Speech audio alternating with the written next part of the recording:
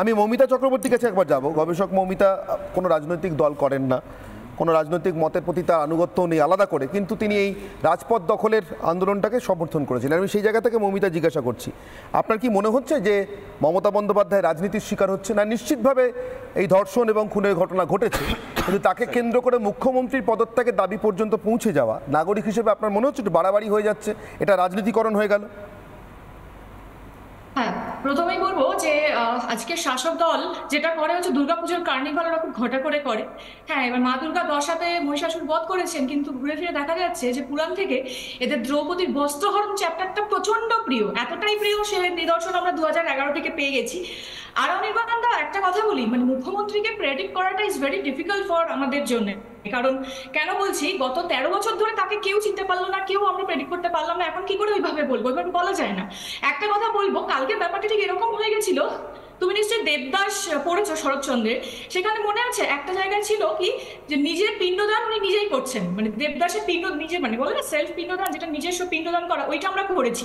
কালকের ব্যাপারটা না বেশ ওরকমই হয়ে গেছিল যে উনি অ্যাকচুয়ালি কি চাইছেন, কার পদত্যাগ চাইছেন, কিছু বোঝা যাচ্ছে না। আর ঘন ঘন মানে কন্ট্রাডিক্টরি কথাবার্তা, একবার বলছেন এআই অ্যাপ্লাই করা হয়েছে, একবার বলছে রাম বাম, একবার এটা অব্দি উনি বলেছেন যে ন্যাশনাল ফ্ল্যাগ হাতে বিজেপির ছেলেরা অ্যাটাক করেছে। আমার কথা হচ্ছে, যারা কি ন্যাশনাল ফ্ল্যাগ হাতে ধরে তারা সবাই বিজেপির ছেলে? গোটা ভারতবর্ষ 15ই আগস্ট মাঝরাত, 14 তারিখ 12টার পরে 15ই আগস্টের মাঝরাতটা পরে, তাই তো? তো সেইখানে তো লোকের হাতে ন্যাশনাল ফ্ল্যাগ থাকবে, that is very natural and normal. তাহলে আজ অব্দি তাহলে ভারতবর্ষটাও তাহলে মানে উনি ন্যাশনাল ফ্ল্যাগ থেকে ভারতবর্ষকে আলাদা করতে চাইছেন, সেটা একটা বিষয়। আর অনির্বাণ তাকে আমি একটা কথা বলতে চাই, উনি যেটা শুরুতেই বললেন যে 2-3 দিন পর হয়তো ডাকা হতেই পারতো, সেটা ওয়েট করা উচিত ছিল, সামথিং লাইক দ্যাট। এবার একটা কথা বলি যে সেটা তো তাহলে মানে তথ্যগুলোকে প্রমাণ লোপাটের জন্য একটা স্ক্রিপ্ট সাজানোর অপরচুনিটি তাদেরকে দেওয়া হতে পারতো। আর অনির্বাণ, আমি তোমায় বলছি, আমার একটা খুব প্রশ্ন, এটা মাথায় ঘোরাফেরা করছে, এটা ভেবো না যে কোনো কনফিউজিং ন্যারেটিভ তৈরি করার চেষ্টা করছি।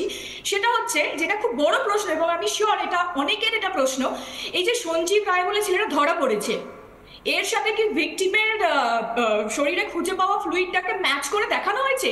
হতেই তো পারে যে আজকে যেটা বারবার একটা কথা ভেসে আসছে বা সাসপেক্ট যেটা করা হচ্ছে, যে মেয়েটিকে অন্য কোনো ঘরে খুন করে ওই সেমিনার হলে রাখা হয়েছে। হতেই তো পারে যে এই সঞ্জীব রয় বলে ছেলেটাকে শুধুমাত্র ইউজ করা হয়েছে just to hide the actual criminal. এটা কি, এটা তো এটা আমার মনে হয় যে সেটা যদি হয় তাহলে মৌমিতা আমাকে একটা কথা বলতে হবে, সেই টার্মিনোলজির সঙ্গে অধ্যাপক জন্টু বড়াই অনেক বেশি পরিচিত, তার একটা ফ্রাইডিয়ান স্লিপ। মুখ্যমন্ত্রী গত 3-4 দিন ধরে সমানে ধনঞ্জয় ধনঞ্জয় বলছেন। সঞ্জয় কি নতুন ধনঞ্জয়? মানে হতে পারে কি?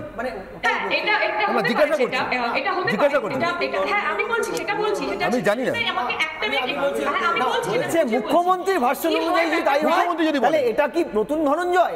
তা না হলে আমি বলছি পুরনো ধনঞ্জয় নাকি নির্দোষ ছিল, মুখ্যমন্ত্রী বলছে নির্দোষ ছিল, নতুন সাজা হয়েছিল, বিমল ঘোষ রাস্তায় নেবে তার হয়ে বলে মিছিল করেছিল,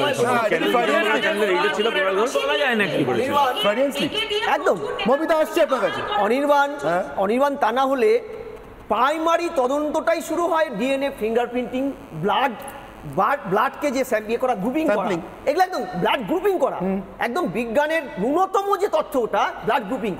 একটা আমি বলছি, আরে স্টেপটাই তো 4 দিনে নেওয়া শুরু হয়নি রে বাবা। রিপোর্ট তো আপনি শিওর? আমি বলছি আপনি শিওর তো? আমি এখানে চ্যালেঞ্জ করছি, গতকাল যদি কেউ আদালত, হ্যাঁ একদম তুমি করো, আমি বলুন যে আদালতের স্ট্রিমিংটা দেখো, লাইভ স্ট্রিমিংটা পুলিশকে প্রশ্ন করেছে, আপনি জুনিয়র ট্রেনি পুলিশদের দিয়ে কাজ করা আবার বড় বড় কথা বলছেন, কিছু হয়নি, কিছু হয়নি। অনির্বাণ বলছেন ঝন্টু বড়াই অধ্যাপনা ছেড়ে দেবেন কি? এটা আচ্ছা, মমতা বন্দ্যোপাধ্যায় কি মুখ্যমন্ত্রী তো শোভনদেব চট্টোপাধ্যায়, আচ্ছা অনির্বাণ, শোভনদেব চট্টোপাধ্যায় যা বলছেন, মমতাকে মুখ্যমন্ত্রী তো ছেড়ে দেবেন।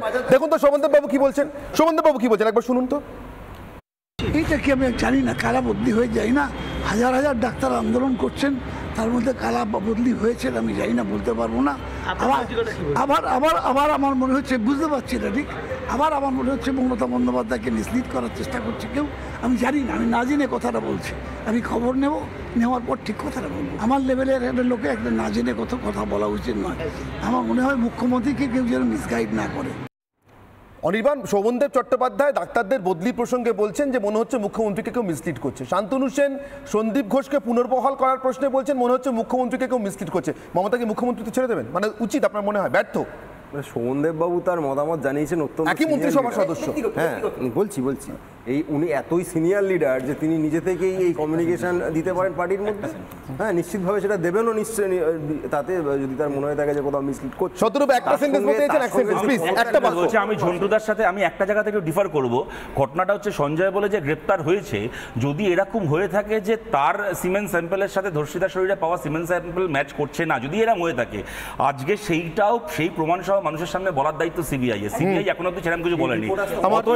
অতএব সঞ্জয়ের কোনো দোষ নেই, ও নির্দোষ, এইটা বলে দেওয়াটাও আমার মনে হয় এই স্তরে এই স্টেজে আমাদের পক্ষে খুব দায়িত্ব। একেবারেই না, কিন্তু মুখ্যমন্ত্রী বারবার হতে পারে। এবং মুখ্যমন্ত্রী যেটা তুমি ফ্রয়েডিয়ান স্লিপ বললে, আমি অন্যটা ফ্রয়েডিয়ান স্লিপ বলবো। অ্যাকচুয়ালি মুখ্যমন্ত্রী বলছে না দোষীদের ফাঁসি চাই, ধর্ষকদের ফাঁসি চাই, তার মানে উনিও হয়তো জানেন যে এখানে খালি একা সঞ্জয় দোষী নয়, দোষীরা, কিন্তু সেই বাকিদেরকে উনি আড়াল করছেন। আমি একটাই লাইন বলতে চাই, ঘটনা ঘটবার পর থেকে যে ঘটনাক্রম, তাতে এই নিরপেক্ষ তদন্তের জন্য আর 1 মিনিটও এই প্রিন্সিপালকে বাইরে রাখা উচিত। বেশ, আমার সময় একেবারে শেষ। আমি আপনাদের যে রায় সেই রায়টা আবার দেখিয়ে দেবো। আমি প্রশ্ন করেছিলাম মমতা বন্দ্যোপাধ্যায় কি ব্যর্থ মুখ্যমন্ত্রী এই সব কিছু পরিপ্রেক্ষিতে, যখন তিনি রামবামকে দায়ী করছেন আর যখন রাজ্যের জনতা তাকে দায়ী করছেন। আপনারা কি উত্তর দিলেন? ফেসবুক, মমতা কি ব্যর্থ মুখ্যমন্ত্রী? 95% বলছেন হ্যাঁ, না বলছেন 5%। চোখ রাখবো এক্স হ্যান্ডেলের পরিসংখ্যানে, এখানে 88% বলছেন হ্যাঁ মমতা বন্দ্যোপাধ্যায় ব্যর্থ মুখ্যমন্ত্রী, না বলছেন 12%। এক্স হ্যান্ডেলের পরিসংখ্যান। এবার ইউটিউবের পরিসংখ্যানে নজর রাখবো আপনাদের রায়। 2 ঘন্টায় 67,000 মানুষ, 67,000 2 ঘন্টায় রায় দিয়েছেন। তাদের মধ্যে 90% বলছেন হ্যাঁ মমতা বন্দ্যোপাধ্যায় ব্যর্থ মুখ্যমন্ত্রী, না বলছেন 10%। অর্থাৎ মমতা বন্দ্যোপাধ্যায় নিজে যেভাবে গোটাটাকে রাম বাম বলে বাম এবং বিজেপির ঘাড়ে রাখতে চাইছেন, তার বিরুদ্ধে তৈরি হওয়া জনরোষকে রাজ্যের মানুষ সেটা বলছেন না। তারা যা বলছেন তাতে আমি যা বলে শুরু করেছিলাম সেটাই ঠিক প্রমাণিত হয়। কালীক্ষেত্র কলকাতার কালীঘাটের অনতি দূরে মুখ্যমন্ত্রীর বাড়ি। প্রাক্তন মুখ্যমন্ত্রী বুদ্ধদেব ভট্টাচার্যের তুলনায় মমতা বন্দ্যোপাধ্যায়ের একটি অ্যাডভান্টেজ আছে।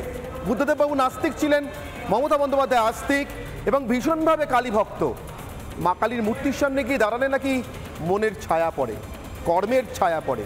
মমতা বন্দ্যোপাধ্যায় প্রায়ই যান, একবার গিয়ে দাঁড়াতে পারেন। আমার মনে হয় সে ছায়ায় সখাত শরীর ছাড়া আর বোধহয় কিছু উঠে আসবে না।